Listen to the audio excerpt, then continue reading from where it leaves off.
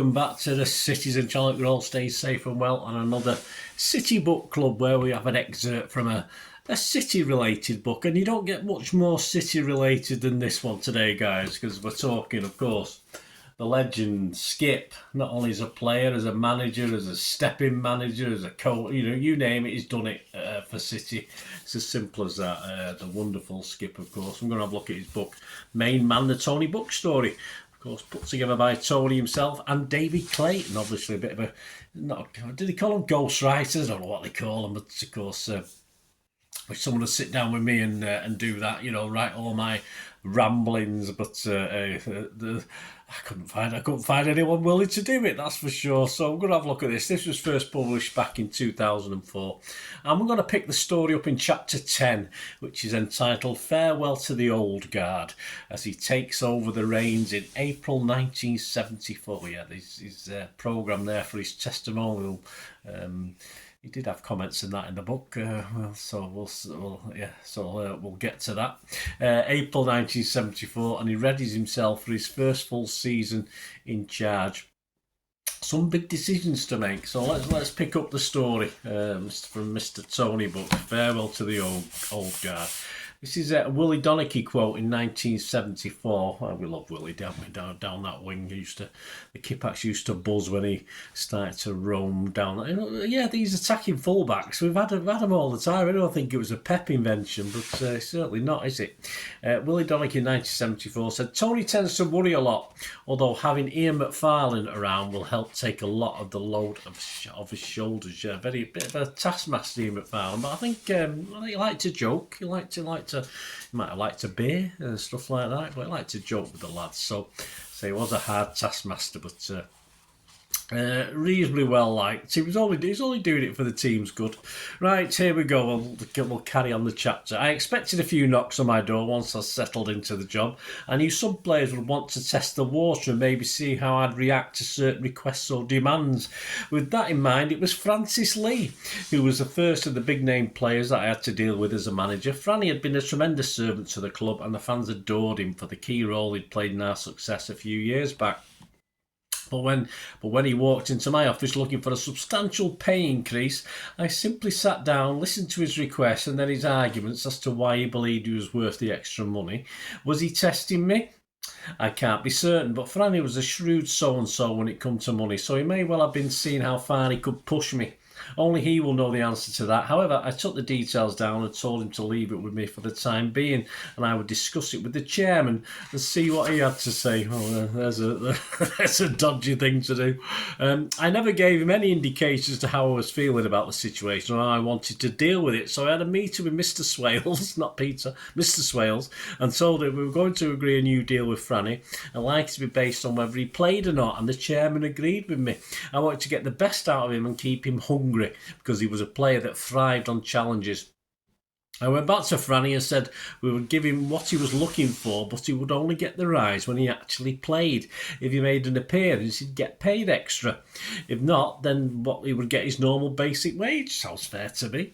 He was in his 30s now, and I was trying to do the right thing by the club and the player to justify the kind of money he was after. There shouldn't have been a problem because he played most games and I picked him when he was fit. Yeah, fair enough. Not entirely unexpectedly, though. Franny wasn't having any of it. Perhaps we both gambled and both lost out. I felt he almost certainly had other irons in the fire. I had the cushion of knowing that if he didn't give in what he wanted, he would get it elsewhere. I wasn't prepared to bend on the deal, and to my mind, he'd already made his decision to play somewhere else. Derby County came in shortly after with an acceptable bid for him, and I travelled over to the baseball ground with Bernard Halford and Franny to meet their people. I was as sure as I could be that he'd been tapped up. That meant spoken to without the club's permission, which happens all the time in football, still does, I believe, and was in no doubt that the deal would all go through smoothly. There was an air of disbelief amongst the City fans, there certainly was, and that we could let someone like Franny go, but I had to do what was best for the club. I had to make changes anyway, and he just happened to be the first. While Francis Lee headed for the exit door, Asa Hartford was about to become my first signing for City. I knew about him being turned down by Leeds in the past due to his medical condition, so I sent Chief Scout Ken Barnes to West Brom to take a look at how things were shaping up for Asa. Ken returned and said, Tony, if he's got a hole in his heart, I'll show my arse in Woolworth's front window. He'd simply judged Asa by his work rate in the games he'd seen. So I went down to watch him myself and saw the same thing. He had plenty of ability, was a busy and inventive midfielder, and I thought he'd make a great signing for the club.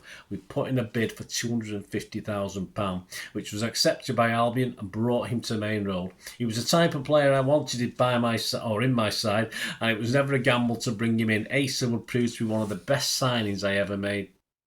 He was a character and a ducker and diver, but first and foremost, he was what I considered to be a Manchester City type player. Plenty of heart with a touch of flair. I claimed to the journalists at the time that he was my first piece of gold. We were prepared for the 74-75 campaign with Rodney Marsh as the team captain. A few eyebrows may have been raised when I handed in the armband, but I thought the extra responsibility would bring out the best in him. I wanted to make him feel he was wanted and let him know he had a big future in my team. You can never bring a player like Rodney completely into line because that's the way they are. It's part of their makeup. I reckoned if he could play anywhere near his best each week, especially with the talent and flair he possessed, he could really take off. Elsewhere in the squad, there were still one or two players I really needed to move on. I didn't want to come onto the job making wholesale changes and be crucified for it, so I had to gradually alter the personnel and look of the team. Lonnie McAtee once told me that if you change things around, do it when it's right for you as the manager, not when it suits the player. It was good advice. When I was about to show someone the door, I never let them know I just did it quickly. You can get problems where dealing with with favourites who have been great servants to the club, legends even, because it can fester if it's done over a period of time. It was best for all concerned. That at least is what I tried to do, but things wouldn't always be as clear cut as that. Something else I was beginning to have and get used to as a manager was the very public training sessions we now took at Platt Lane. I used to stand at that fence watching them and slagging them off. No, probably not. We'd not taken, I'm sure some did, we'd not long taken over from the police who used the old complex on the corner of Platt Lane and UT Road. It was conveniently placed a minute from Maine Road. A minute if you ran very fast, yeah. But it was just too open for my liking. Everybody knew what was going on because we always had a fair few punters that came to watch, and on the training ground anything can happen and often does. If somebody went in for a hard, it might end up with a pair involved squaring up to each other, and what should have been a private matters was suddenly public property. It was great to have a dedicated complex because you used to have to travel to Cheadle and Urmston when I'd been a player. It did mean, however, there wasn't much point practicing elaborate set-piece manoeuvres in case somebody from the opposition had been sent down to size us up. Besides, anything we did work on rarely happened on the pitch because the lads would invariably do something different during the match. Then on the 27th of November 1974, City awarded me a testimonial, but it turned out to be a disappointing evening on the whole. Don Revie was the England manager at the time, and I was originally hoping he'd bring his team to play City at Maine Road, but for one reason or another it never came off. So I was left with the job of trying to scrape a side together to play City, and it took a lot of enjoyment out the night. I ended up with a sort of all-stars team. The sleet and cold weather didn't help on the night, and the gate of 14,598, I was there that night with my mate. It was not fantastic. It earned me a cheque of £2,500. That even back then was not a great deal of money for a testimonial match. I appreciated the support from supporters who turned out and the lads that played, who included Bobby Charlton, George Best, Frank Lampard, Frank Worthington. Bestie had finished at United but made the effort to turn up for my benefit, which I appreciated. It added to the mutual respect between us. The opponents would have been ideal, but of course Manchester United former Reds player Bill Foulkes had a full house for a clash between the two Manchester clubs, as did Alan Oakes, but there just wasn't a date suitable for them to play us. Either that or they couldn't forgive my team relegated in the last time we'd met. It was just one of those things.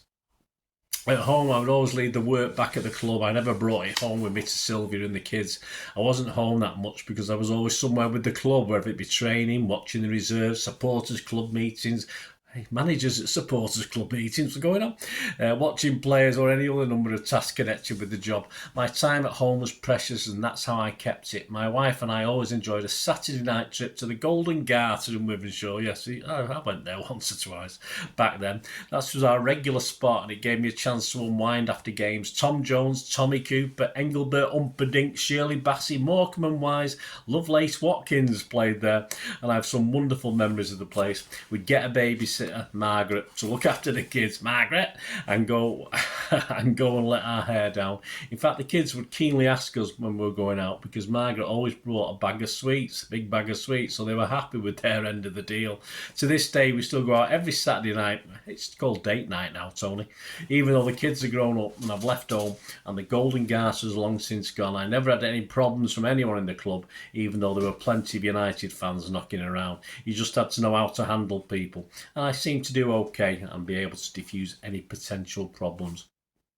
I was also heavily involved in opening City Supporters Club branches around the country. Did you see him at Supporters Club branch, guys? Any of the older guys out there? Peter Swales, Ian Niven, Bernard Halford, Supporters Club Chairman Les Saul. I thought it was in the Bay City Rollers, Les Saul.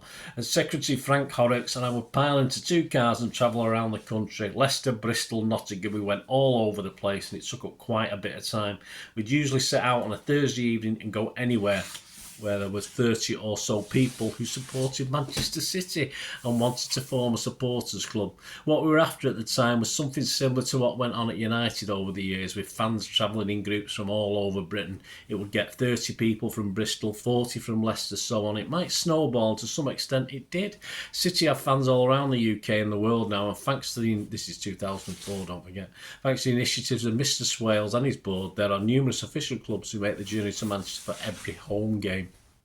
It certainly opened my eyes to how big City actually were, and the Bath and Wessex branch, which incidentally included my sister-in-law Cora and her husband John, had anything to do with the number of people back home following my career, then so much the better. The chairman might have got a lot of stick during his career, but his development of the supporters clubs and the junior blues have been 2 of the most significant steps in bringing the club and the supporters closer together, and I feel he deserves a lot of credit for his initiatives. There were plenty of unsung heroes at Maine in those days, and 2 of them were the laundry women, Janet and Joyce, who were washed an average 60 kits a day. This number included the first team and 2 youth teams, and sometimes we had 2 training sessions in a day. The workload would be doubled up. Janet and Joyce would wash the kits in those 2 big washing machines they had, then dry them and have everything ready for the next day. I interviewed one of the girls, Joyce, in 1974, and she only retired from the job in 2004, so I was happy that I made at least one decent long-term signing in all that time. These are the types of people that make a club tick and never receive any credit for what they do. I used to take them a tipple along every Friday as a small thank you, and they would enjoy their brandy and lemonade before getting back to work again. Then there were the commissionaires, uniform officers, miserable sods they were, who had mostly retired and seen some service. They used to be our security on match days, and there was a few characters amongst them. These lads too. Malcolm used to wind a few of them up by leaving tickets for some of his guests with the Lady or Lord so-and-so on the envelope. When they called at Main Road to pick them up from the front door, the commissionaires would bow to the bogus dignitaries as they got out. We began the new season well, and Big Ian McFarlane was doing a great job as my number 2. He was popular with the lads because he liked to laugh and a joke, but they all respected him and worked hard on the training pitch. We had a good run of results at the start of the season. We were up top early on after beating Liverpool 2-0. We had a bit of a sticky patch after, but we were holding our own. I recall Rodney Marsh scoring a fantastic overhead kick against QPR. It was very good. But it was no real surprise for us because we all knew what he was capable of. He did it every day, every other day in training at Platt Lane. Rodney had an abundance of talent, and it was all about finding the best way to get all the ability out of him. He liked his freedom and was always challenging things. He was outspoken, and that's just the type of player he was. I did everything I could for the lad while I was at City to help him be a success at the club. There were mornings when he was late for training, usually along with Mickey Horswell, who was a single lad who had a smart apartment. So when they were missing, I'd pick up the phone and say, "Get your asses in training," to either Mick or Rod. I did that a few times, but I shouldn't really ever have to do it. I thought that as long as they turned up, though, I would get them at it.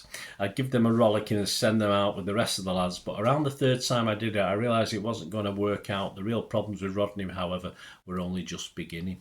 Back in the league, Franny was back at Main Road with Derby County, and knowing Francis as I did, I had no doubt he had a point to prove. There were no hard feelings, as far as I was concerned, but the way football works is there are always players it will come back and haunt you, and that's exactly what he did, what happened in this match. There's not much you can do about it. You've just got to be big enough to take it on the chin. So when Franny picked up the ball 25 yards out, looked up and struck a cracking drive into the top corner, it didn't surprise me because I'd seen him do it so many times before. He was a great player, and given the space and time which had been on this occasion, he'd hurt you. We lost the game on the back of a 4-1 defeat at Liverpool, so it wasn't the best of weeks. Meanwhile, we're interested in bringing Joe Rowe to the club and putting a bid to Everton, which they accepted. We'd watched him a few times because we needed a target man, and Joe fitted the bill perfectly. I saw him as a perfect player to add a bit of muscle to the forward line, and would go on to do a great job for me. The season trundled on, and Colin Bell and Dennis Stewart were scoring goals for us. I'd also brought young 18-year-old winger Peter Barnes, who was showing a lot of promise into the side. You had to get the ball to him because he could turn defenders inside out, but the game was changing at the time. In that system, most teams were playing 4-4-2. There would be two wide midfielders who would also track back and tackle. But Peter wouldn't do that. He just wasn't made to mark and tackle. Going forward, he was a different player. I played him because I thought he would get away with it, and he did really well for us on the whole. Well, there you go. In defence, I'll just finish off, guys, not long now, a couple of paragraphs. In defence, I brought in Jeff Hammond from Ipswich because we were struggling for a full-back. He was a solid defender who did well during his stay, but ultimately he didn't play too many games for us. In goal, I recall Joe Corrigan to the first team at the start of the season. Johnny Hart had signed Keith McRae as the new number one because Joe had been struggling with weight, form and confidence. Keith did quite well, did he? But I knew if I could get Joe going again, he would do even better for us. He worked hard for me in training. I felt he deserved another crack. He was there for good, and that was where I wanted players. Determination and desire. It was a hard decision to drop Keith, but I had to do what I felt was best for the club. I remember Stewart picking up an injury and didn't recall him when he was fit again because the team was doing well. He wasn't best pleased and told me in no uncertain terms that he felt he should be back in the side, but he said that he'd have to wait until he was selected again. I didn't mind his attitude because I wanted players who believed in themselves and were desperate to play. They didn't get their own way, but it showed passion for the shirt, which is all you could ask as a manager. We finished my first full season in 8th position in the league, and I had to be happy with that. We changed a few things around, and I was shaping the side more in the way I believed it should be. But there was still some pruning to do in the squad, and still some big names to move on. One of them was my old mate from West Country, Mike Sowerby. As I stated earlier, when I felt the time was right for a player to move on, I tried to do things as quickly as I could, and Mike's case was no exception.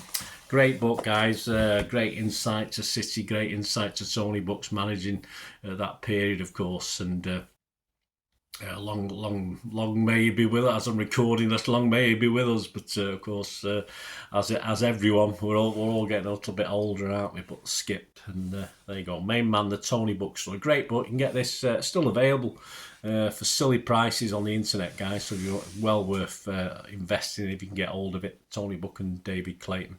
There you go, guys. So thanks for listening. Hope you enjoyed that. Please, if you're stuck with me and you are new to this channel, you can press that subscribe button and press the notification button. Great to have you on board. Everything City, past, present, as long as I can keep going.